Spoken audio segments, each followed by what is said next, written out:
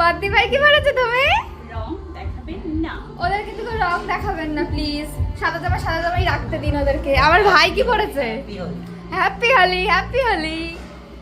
আর আমার ছদ্দি ভাই তো মানে কোনো রেডি হওয়ার নামই নেই ওর। লেজেন্ডারি পাবলিক একজন। এখনো বসে এডিট করছে। ঘড়িতে কত বেজে গেছে? 11:20 বাজে। কখন যাবি?